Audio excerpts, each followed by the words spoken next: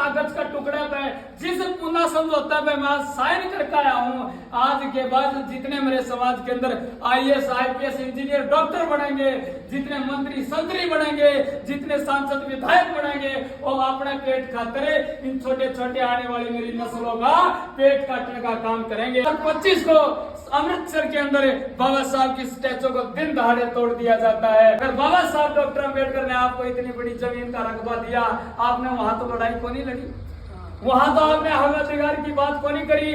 आज यहाँ जब आपके बाप में बात आई तो आप बाप का लठ मारने खातिर चल पड़े। मैं आपको पूछना चाहता हूँ, इस देश के अंदर मेरे एक घटना याद आ जाती है। और घटना कौन सी है? वो घटना है कुरुक्षेत्र 2018। 1 जनवरी 2018 के अंदर एक कुरुक्षेत्र में कांड हुआ। क्या कांड था?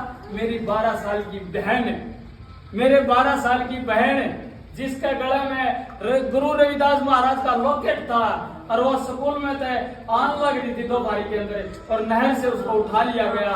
और ऐसे दरिंदे जिनका आज तक कोई पता नहीं लगा, 5 दरिंदों ने उसके साथ जो दुष्कर्म किया, और उसकी लाश पता कहाँ मिली? पिल्लू खेड़ा मंडी सुना तो जींद के अंदर एक नाले में मिली।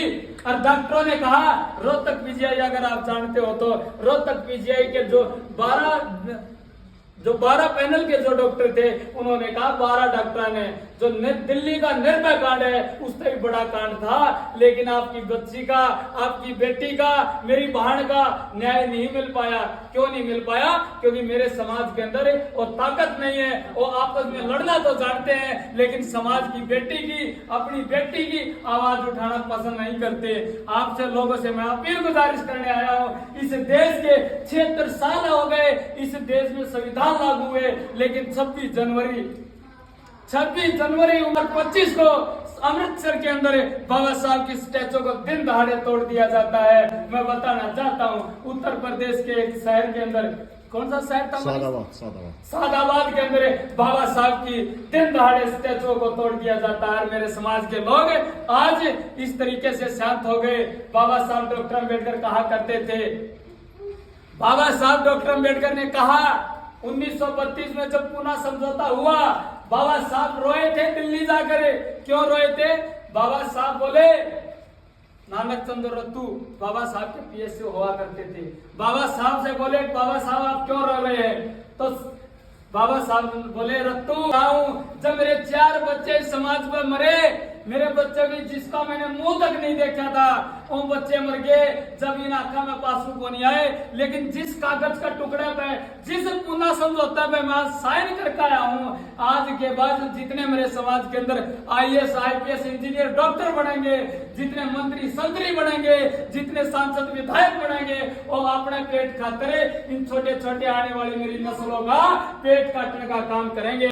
आज है मेरी मातृशक्ति। और बाबा साहब रोते रहे, आपको हक दिलाते रहे, आपके हकों के लिए लड़ते रहे, लेकिन मेरे समाज को कोई फर्क नहीं पड़ा। मेरे समाज नौकरी लगा, अपने से सीमित रहा, गांव में रहते हुए नौकरी लगा, गांव को छोड़ के चला गया, दोबारा से गांव में नहीं आए उन लोगों ने देखा नहीं समाज के साथ क्या हालात हो रहे हैं। यह हालात कहां से आए? मैं आपको बताना चाहता हूं, अगर मानवर साहब का इसके अंदर नहीं आते तो बाबा साहब का संविधान मिट चुका होता आज तक।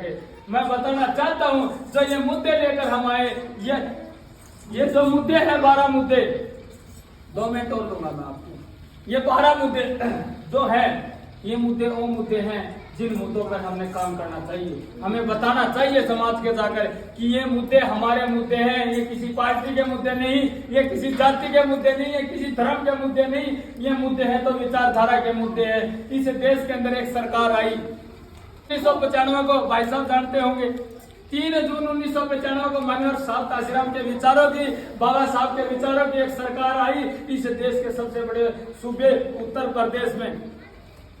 इस देश के सबसे बड़े सूबे उत्तर प्रदेश में 3 जून 1995 को आपकी सरकार आई, आपकी बेटी को CM बनने का मौका मिला। कब? 3 जून 1995 को। वहां थी आदरणीय बहन कुमारी मायावती। साथियों, मेरी मातृशक्ति आपको नाम पता होगा। मायावती ने 90 दिन की सरकार बनी, 3 महीने खातिर 3 जून 1995 में 90 दिन की सरकार बनी और 90 दिन की सरकार में आदरणीय बहन कुमारी मायावती ने जो पहला मुद्दा है ना बैकलॉग का 5 लाख भर्ती कर दी 90 दिन के अंदर। आपके समाज के बेटों की, आपके हक अधिकारों की बात करी उसने। अगर वहां 8वीं पास भी था ने, उसको भी चपड़ासी लाने का काम कराया आदरणीय बहन कुमारी मायावती ने। ये कब कराया? जब आपका राज आया, जब बाबा साहब के विचारों का राज आया, जब मानव साहब का श्रीराम को सपनों का भारत बनने लगा। और जो जमीन की मैं बात कर रहा हूँ ना, उत्तर प्रदेश के अंदर अगर आज के आस पड़ोस में कोई मजदूरी करना रहा ना उत्तर प्रदेश का, उससे पूछ के देखना, बहन कुमारी मायावती ने 3-3 एकड़ जमीन आप लोगों को फ्री में देने का काम किया। मैं आपको बताना चाहता हूँ 90 दिन की सरकार के अंदर ये कार्य कैसे हुए। ये कार्य तब हुए जब आपका राज आया। 1 रुपये में 2 BHK का जो फ्लैट आज आप करोड़ों रुपए में मेरे समाज के लोग शहरों में ले रहे हैं ना, उत्तर प्रदेश में 1 रुपये में दिया आप लोगों को। किसने? आदरणीय बहन कुमारी मायावती ने। कब दिया? उनको पता था 1 रुपया क्यों लिया। 1 रुपया पता क्यों लिया?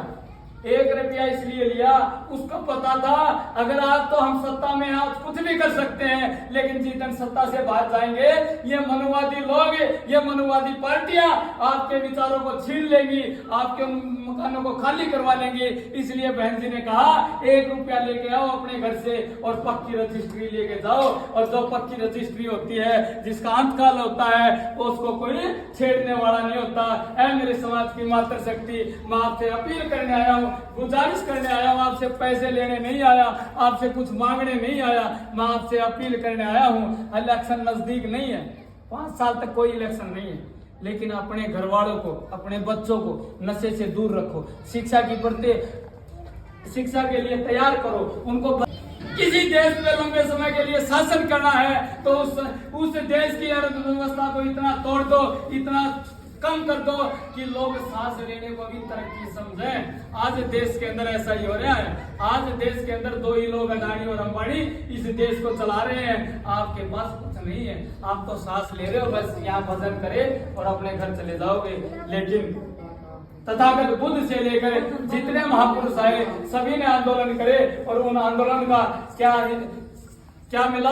ये जो भवन मिले ना, ये उन्हीं आंदोलनों की वजह से है। आपसे अपील करने आए कि अपने बच्चों को शिक्षा की तरफ